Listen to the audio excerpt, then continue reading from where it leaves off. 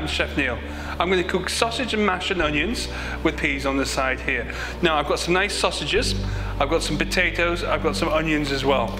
I've got some little gravy granules. I'm going to add a little bit of flavour to the sausages this time. I'm going to add a little bit of tomato into there, a little bit of beef stock. And for the peas, I want to add a few little extra calories. So I'm going to add a little bit of milk powder and a little bit of butter into there. And when this meal's cooked, it'll be bright, it'll be beautiful on the plate, and will actually have a really fantastic taste to it as well. So the first thing we've got to do is actually skin the sausages. This is probably one of the most important things. If we didn't skin them and we boil them in the skins, we find them really hard to blend. So we want to remove all the skins from the sausages. And there we go. I'll just put that empty one back into there. And we'll do the same with this one here. All the sausage out of the skin. Now, I'm going to add a little bit of onion to the top of that. So I'm just going to chop the onion. Just put a little bit of flavour into there. There we are, into the dish. I'm going to add a little bit of tomato puree into here, and I'm going to add a little bit of stock cube into there, just for a little bit more flavour. I'm going to cover it with a little bit of water, and then I'm going to place it on the stove, and then we're going to let it cook for about 10 to 15 minutes, and what we'll end up with is some really nice sausages.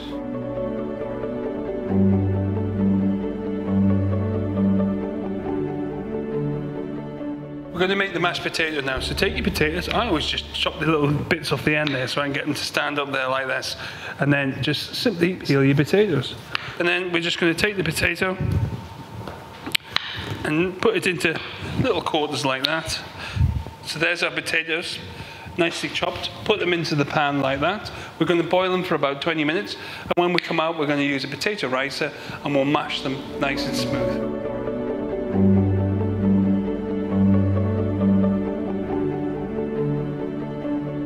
So we're going to do the peas now. I'm going to use frozen peas, but if you want to use fresh peas, that's fine by me. So I'm just going to put the peas into there. Okay, make sure you get them all into there. And then I'm just going to cover them with a little bit of water over the top of them. I'm going to cook them for about 6 to 8 minutes. I want them just slightly overcooked. I don't want them al dente, so when I blend them, they're going to go nice and smooth.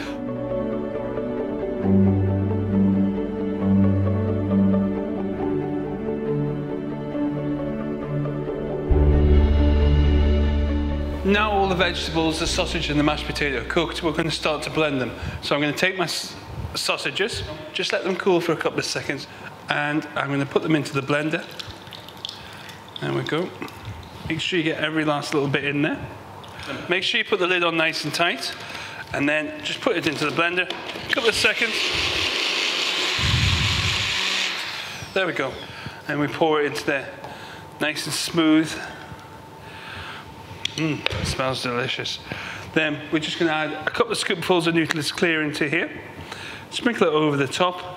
We're looking for that really nice soft texture. So we just leave it to stand, and there you go. So we're going to put the peas into the blender. Now, if you're using anything with husks in or anything like that, please remember you have to sieve these things, yeah? If you don't, you'll get a little bit of husk in there, and it could become a little bit unsafe. Anything like peas, sweet corn, green beans, always put through a sieve.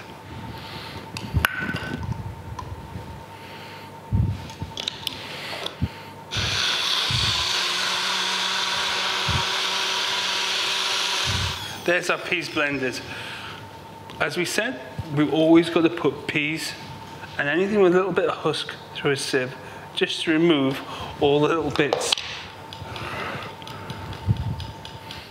And that's the reason why we always sieve peas, sweet corn, green beans, anything with little husks on, just to remove all those little bits out of there. So we're going to add our Nutilis clear here. We're going to put 2 level scoops in there, just sprinkle it over the top, and there we go. We just stir it. What we're looking for is a nice peaking type texture. We're going to do the mashed potato. We don't blend potatoes. The problem is if we blend potatoes, they go quite starchy in the machine and they go quite thick. So what we're going to use is we're going to use a little potato ricer here. Yeah? So we just put that onto there. There's our potatoes, straight out the hot water. There we go. And then we just put the potatoes into there like that. And then we press down, and out comes the really nice, soft mashed potato. We're going to add a little bit of butter and cream into the potatoes once we get them all mashed. And there you have it. But as you notice, there's no little lumps in the potatoes or anything like that at all. Add a little bit of butter into there. Just a little knob. A little bit of cream, just for a few extra calories. And then just mix it around. And what you end up with is a really nice mashed potato that's got no little lumps in there at all. I'm going to put the sausages into a piping bag.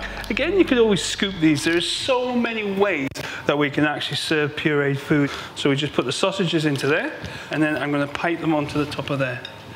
Okay, look at that. Absolutely smooth. No little lumps on there at all. Looks absolutely fantastic. There we are. Peas, again, I'm just going to use the quenelles. You could always just use a scoop of them as well. So I'm just going to make a nice quenelle of peas. There we go. Put that onto the side there. Using the ricer, remember, we used that one there instead of putting the potatoes through there. But look, we've got that lovely, nice, soft texture. And there we are, sausage, onion, nice little bit of peas, and some mashed potato. Looks absolutely fantastic.